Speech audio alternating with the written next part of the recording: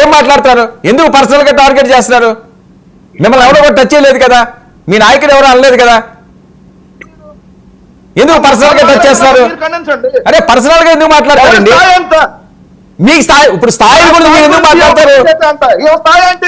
అరే ఆవిడ అధికార ప్రతినిధి అండి, కాదండి మీరు స్పోక్స్ పర్సన్, ఆవిడ అధికార ప్రతినిధి. ఏ స్థాయిల గురించి మీరెందుకు పర్సనల్ గా ఎందుకు నాయకులు అన్నాం? వెయిట్ విజయ్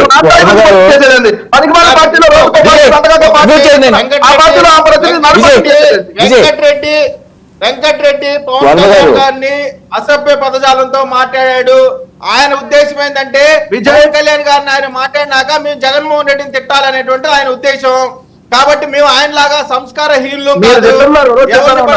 ఒక నిమిషం అండి వెంకటరెడ్డి గారు, ప్రతిదీ కామెంటరీ చేయకండి. పెద్దోళ్ళు అయిపోదాం అనుకుంటే అంత సినిమా మీరు రెస్పెక్ట్ ఇస్తే అసలు ఇంత డిస్టర్బ్ లేదు కదా. నాగబాబు గారు అన్నాం, పవన్ కళ్యాణ్ గారు అన్నాం, ఎందుకో పర్సనల్ గా ఈసారి కూతురు మాట్లాడావా నీకు నేలకు తెగిపోయింది.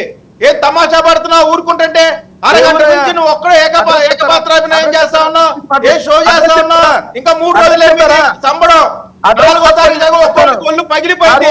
ఏం మాట్లాడుతున్నావు? పవన్ కళ్యాణ్ గారి గురించి, నాగబాబు గారి గురించి నీ ఇష్టం వచ్చి మాట్లాడుతూ కూర్చుంటా అనుకున్నావా? నీ టార్గెట్ జగన్మోహన్ రెడ్డి అయితే నీ చేస్తా ఉన్నావు. నాలుగు తగ్గొద్దా అంటే ఏ ఊరు అనేది చాలా మంది చూసారు. అడ్రస్ చెప్పారా? వచ్చి దేవుడు చెప్పా, నీ దేవుడు చెప్పు.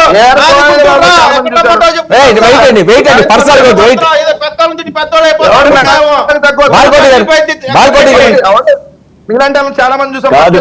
వర్మ గారు చాలా మంది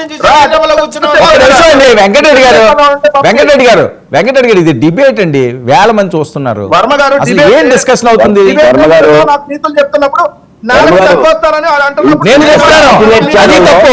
వర్మ గారు విజయ్ మీరన్నది కూడా వెంకటరెడ్డి గారు మీరన్నది కూడా తీసుకుంటే ఆల్రెడీ ఏకవచనంతో మాట్లాడింది మీరు కూడా వెనక్కి తీసుకోండి.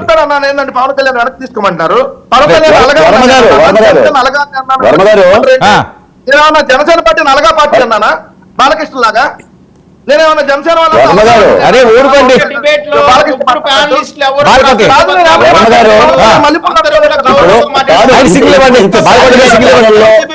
శాటిలైట్ ఛానల్ లో పబ్లిక్ డిబేట్ లో ఈ విధమైన